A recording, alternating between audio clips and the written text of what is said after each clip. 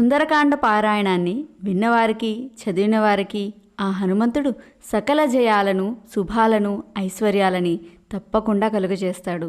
కాబట్టి మీరు కూడా నాతో పాటు ఈ సుందరకాండ పారాయణం చేసి ధరించండి. శ్రీమద్ రామాయణము సుందరకాండ 60వ అధ్యాయము 3వ భాగము.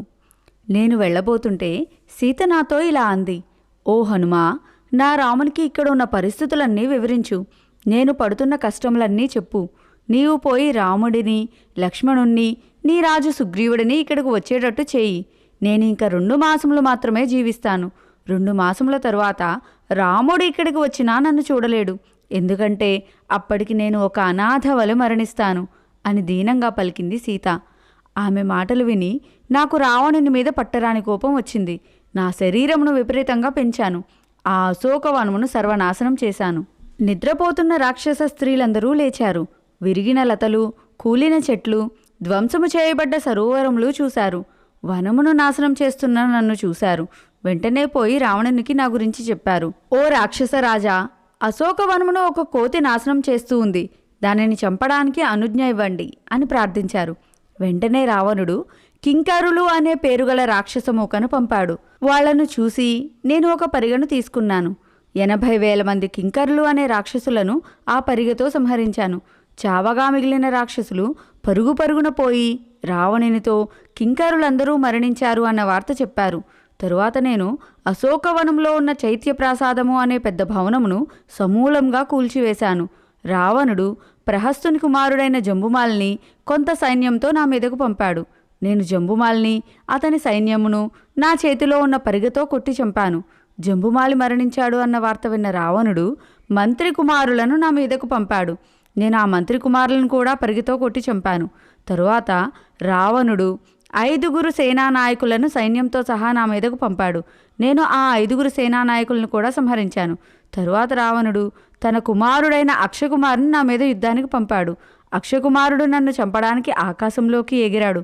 అప్పుడు నేను అతని పాదములను పట్టుకుని గిరగిరా తిప్పి నేలకేసి మోది చంపాను. అక్షకుమారుడు మరణించాడు అన్న వార్త విన్న రావణుడు క్రుద్ధుడై తన కుమారుడు ఇంద్రజిత్తును నా మీదకు పంపాడు. నేను ఇంద్రజిత్తు వెంట వచ్చిన సైన్యమును పూర్తిగా చంపాను. అప్పుడు ఇంద్రజిత్తు నా మీద బ్రహ్మాస్త్రమును ప్రయోగించాడు. నేను బ్రహ్మాస్త్రమును గౌరవించి బంధింపబడ్డాను. తరువాత రాక్షసులు నన్ను తాళ్లతో కట్టి రావణుని ముందు నిలబెట్టారు. రావణుడు నన్ను చూసి, నీవు ఎవరు? లంకకెందుకు వచ్చావు? రాక్షసులను ఎందుకు చంపావు అని అడిగాడు.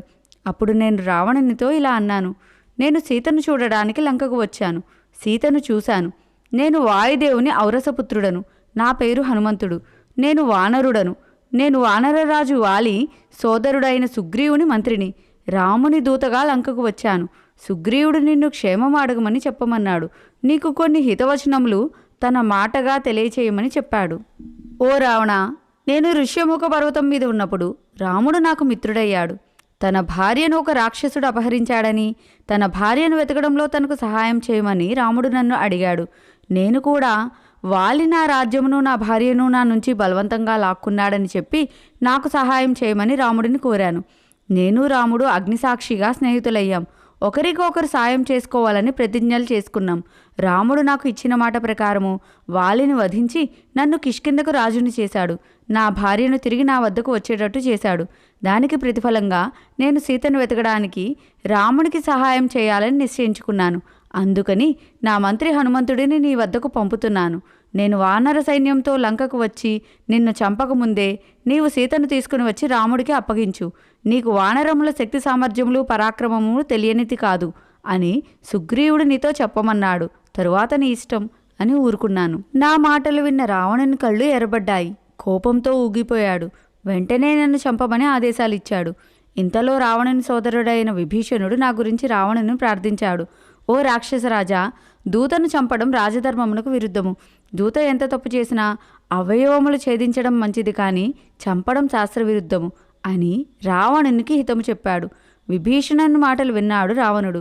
నా తోకకు నిప్పు అంటించి కాల్చమని ఆజ్ఞ ఇచ్చాడు. వెంటనే రాక్షసులు నా తోకకు పాత వస్త్రములను చుట్టి నిప్పు పోసి అంటించారు.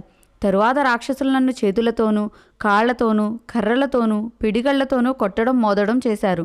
నన్ను నగర వీధులలో తిప్పారు. నా గురించి పెద్దగా అరిచి అందరికీ చెప్పారు. నాకు కోపం వచ్చింది. నేను ఆ కట్లను విడిపించుకున్నాను. ఒక పరిగను తీసుకుని ఆ రాక్షసులందరినీ చంపాను. తరువాత నేను మండుతున్న తోకతో నగరద్వారము మీదకు ఎక్కాను. ఒక గృహము మీద నుండి మరొక గృహము మీదకు దూకుతూ అన్ని గృహములకు, భవనములకు, ప్రాసాదములకు నిప్పు అంటించాను. లంక అంతా కాల్చాను. అప్పుడు నాకు ఒక సందేహం వచ్చింది. లంక అంతా కాల్చాను కదా, అందులో సీత కూడా కాలిపోయి ఉంటుంది కదా అని విచారించాను. రామకార్యమును నాశనం చేశాను కదా అని శోకించాను.